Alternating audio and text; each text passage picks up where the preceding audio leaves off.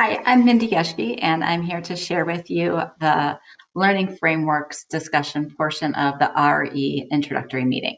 To find access to all the materials and resources on the RE site for the introductory meeting, you will go to the Part 2 Distance Learning, and the Learning Frameworks page has all of the resources and materials you'll need. So you'll see it begins with the PowerPoint that I'll switch over to now, and we'll go back and forth between the PowerPoint and the resources site.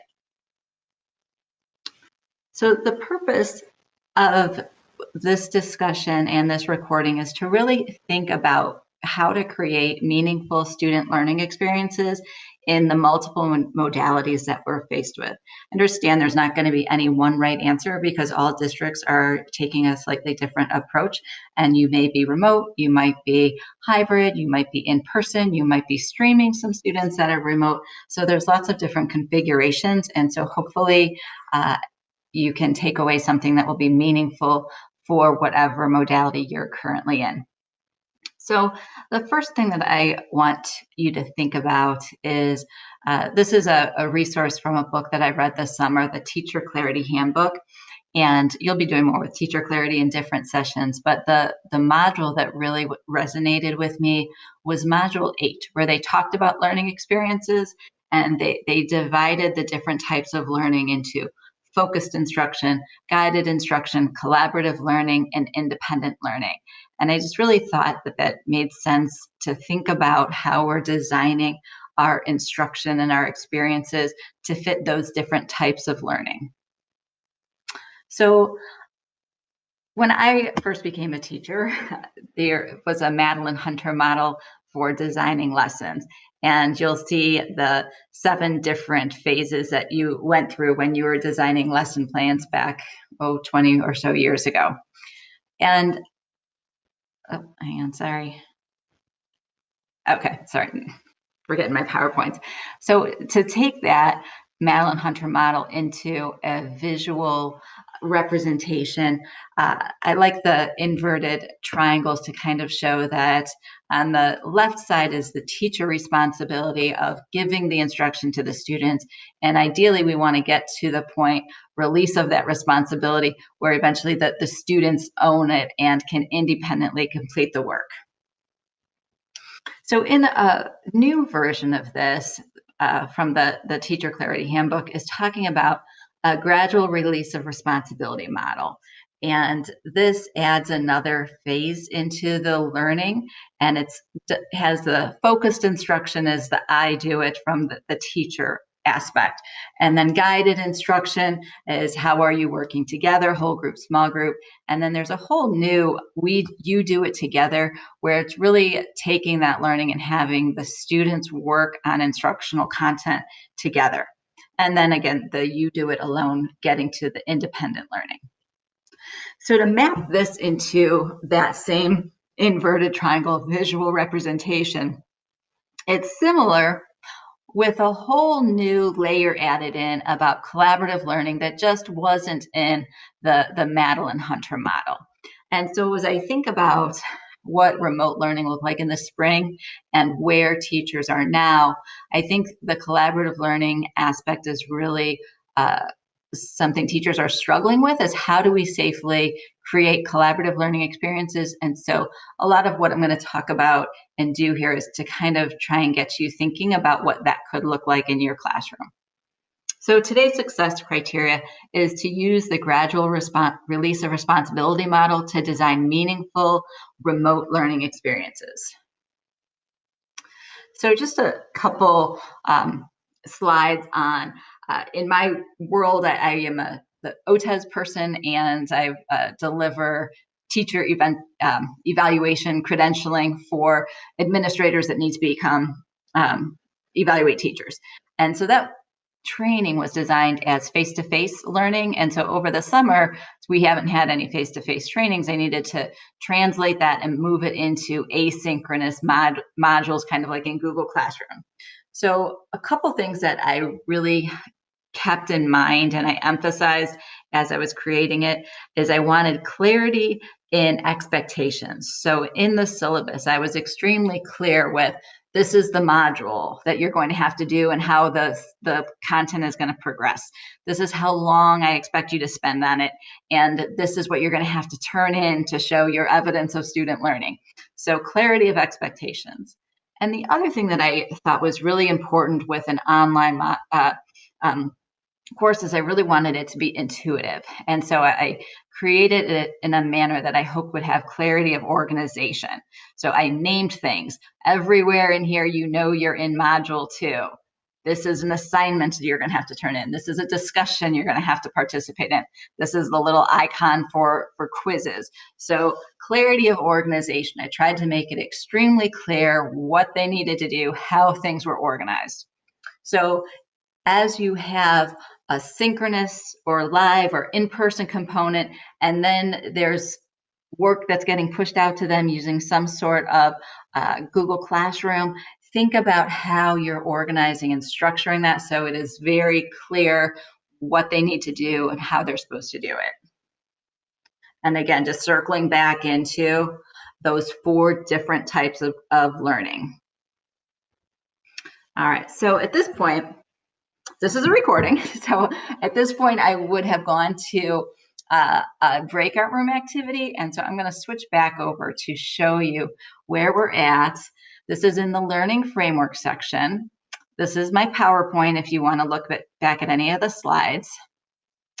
And this is our first breakout room. And the first breakout room is intended to first read an article and then complete a Jamboard. And so the article is station rotation. So I know this is a recording, so I'm not going to give you time to read it now, but I would recommend that these are 2 blog posts from Catlin Tucker.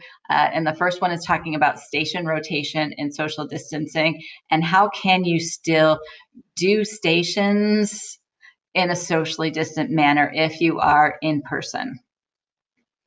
So the collaborative Jamboard, I'm going to click on to open up the one that was done October 8th.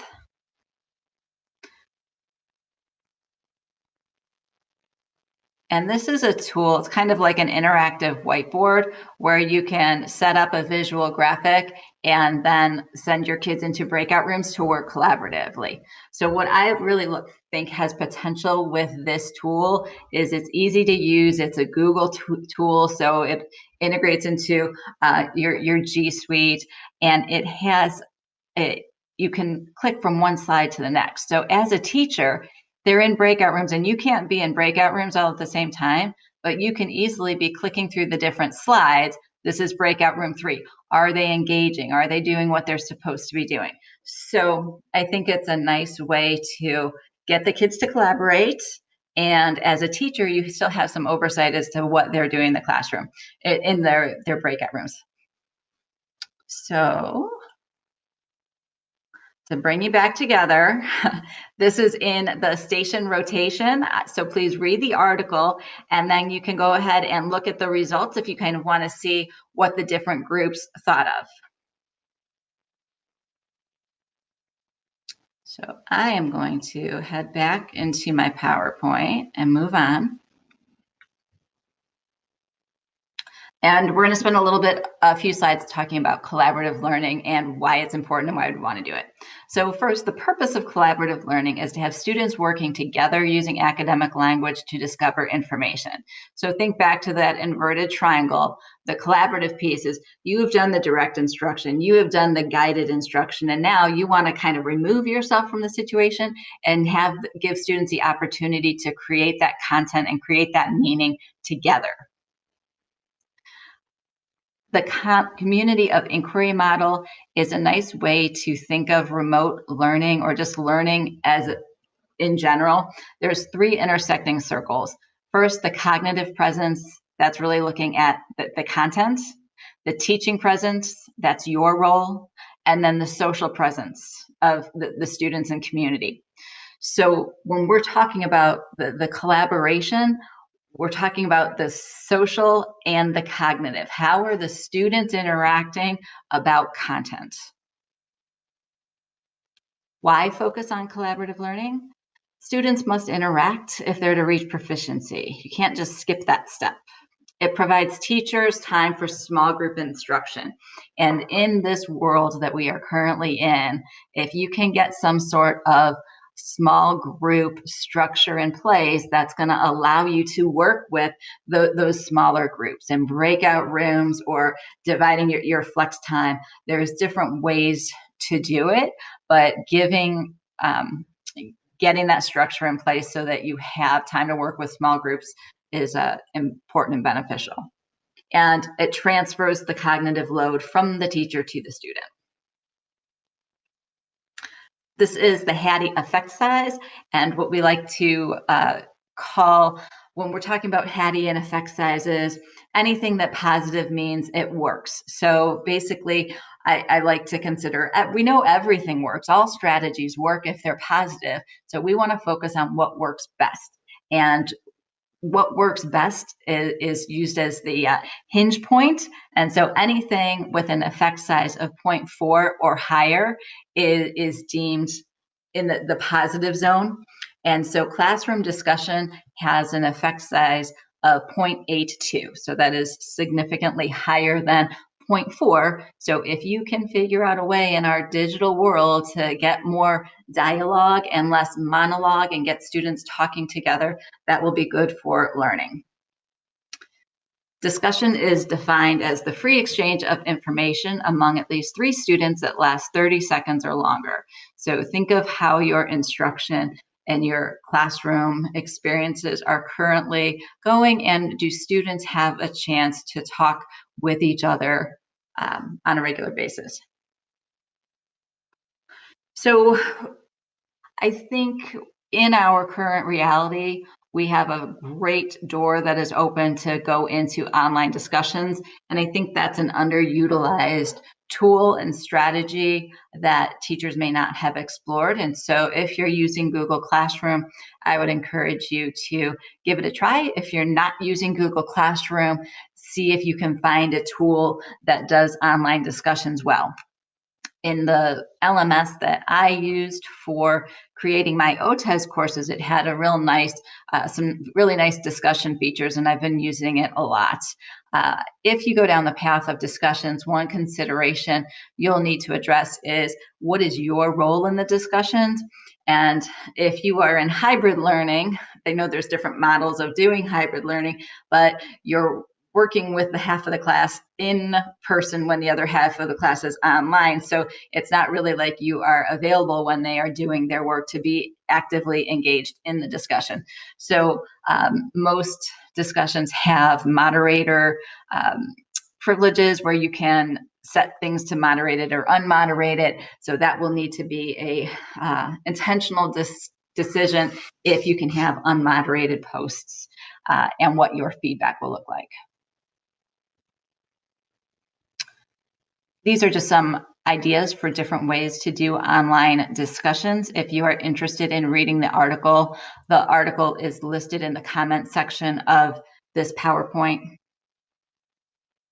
which again is available on the RE page. If you can open the PowerPoint. And this takes us to our second breakout room that I will talk to you about. So I am going to come back on over here. And similar to the first one, it begins with an article to read. So you'll want to read that article. Okay, so you're going to start by reading the article, 8 Ideas Designed to Engage Students in Active Learning Online. And then you'll work in groups to complete a Jamboard. And so just like the other one, the results of the October 8th Jamboard are available. So you can see what your peers contributed as their takeaways. So my recommendation is for you to read the article through the lens of collaboration. And the article is not specifically about collaboration, but pretty much all of the different strategies of actively engaging them are working collaboratively with peers. And again, the tabs can show you what the different members got out of it from the October session.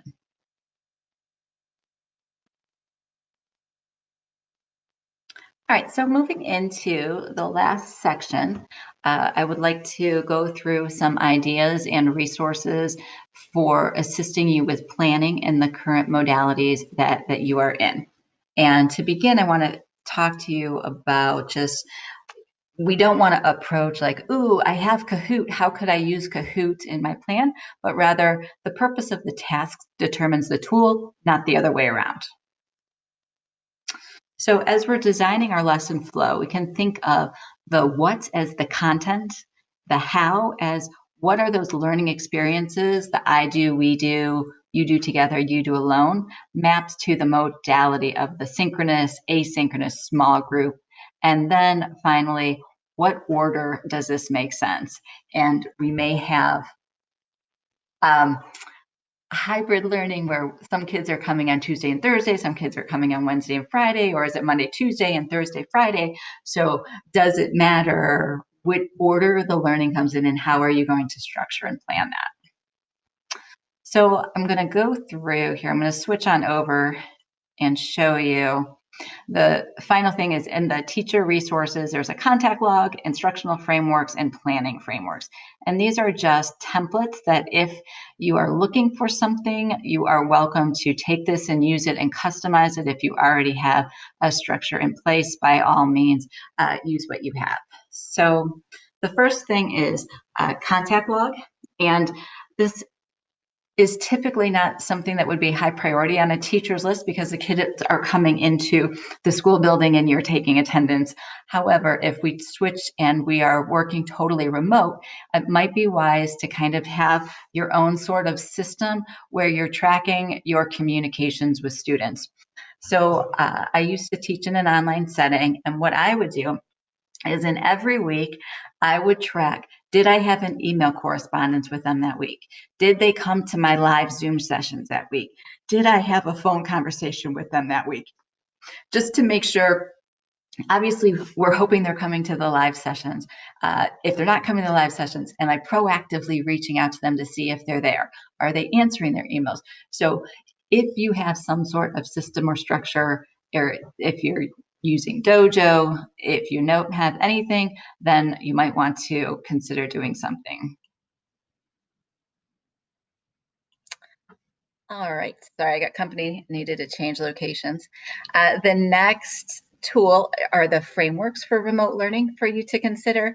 And there's 4 different frameworks, and what works for you is going to probably to be dependent on what modality you're teaching in. So if you are in a hybrid situation, this is saying, here's what's going to happen in person, here's what we're going to do synchronously in Zoom, here's what's going to occur independently or asynchronously on their own. So it's really kind of taking the ideas of the I do, we do, you do, the different types of learning experiences, and mapping it to the modality that you're teaching in. So there is a sample of what that might look like, and you'll want to customize that based on what your district priorities are. If you're putting a real big push on synchronous sessions, or if you're putting a real big push on what's going on in the Google Classroom. So there might be some modalities that don't map, like independent learning is not something that's going to occur when we're in class, in person. That's going to be more of an independent activities. So there's definitely different types of experiences that make more sense in different modalities. And then the final template for your review and consideration is planning templates. And this first one is adapted from the distance learning playbook. And this one is intended as a multi-week unit plan of kind of getting that big picture of this week we're covering this standards and here's how we're going to do it, synchronous and asynchronous. What are those learning experiences going to look like for the different weeks of the units, and then what's that summative assessment look like? There is another one that is at the lesson level of this is going to be my lesson of the day, and here's the different types of learning experiences and what modality is that going to be in. So this wouldn't need to be sequential. There's nothing that says that the I do has to come first. Maybe you begin with collaboration and then you go into the I do, but it's just some ideas of trying to make sure you do have those different types of experiences in your learning so that we don't just always skip out on the collaborative piece. And then we have a week template. This is something that I know my kids in middle school, their teams went to something like this last week to really kind of, here's a one pager of everything of when you have Zooms. Your ELA Zooms are on Tuesday and Thursday. Your math Zooms are on Mondays and Wednesdays. Really just kind of some sort of a calendar agenda type organizer so that it's really clear what the expectations are.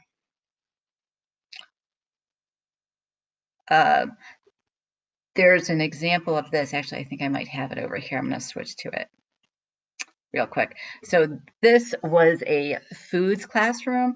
And so she tried to have clarity of consistency, if you will. And so if you look here, every Monday was a lecture day. Every Tuesday was an article review day. Every Wednesday was Watch Me Wednesday, Teach Me Thursday, and then Show Me.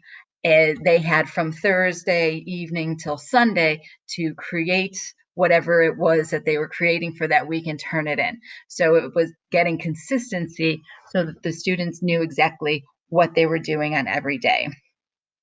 So if that's something that makes sense to you, this is more at a quarterly view of we're going to follow that same structure every day and the content is just going to be doing different. And then most recently, from one of those articles that you read at Catlin Tucker, she went to a stations lesson plan. And so I have transformed that into a Google Doc version of if you have a teacher-led station, an online station, an offline station, to kind of really start to map out and structure what that would look like. So that goes through all of the resources that I have discussed here. If you have interest in any of that, again, this is linked on your introductory meeting page. The PowerPoint has all of the slides and comments. There are the article station rotation, the article 8 ideas for engaging learning, and then at the bottom, just some general planning resources that might be helpful for you. So please take a look and you can make a copy of anything that looks interesting and customize it to suit your needs. So thank you very much for joining me and have a wonderful day.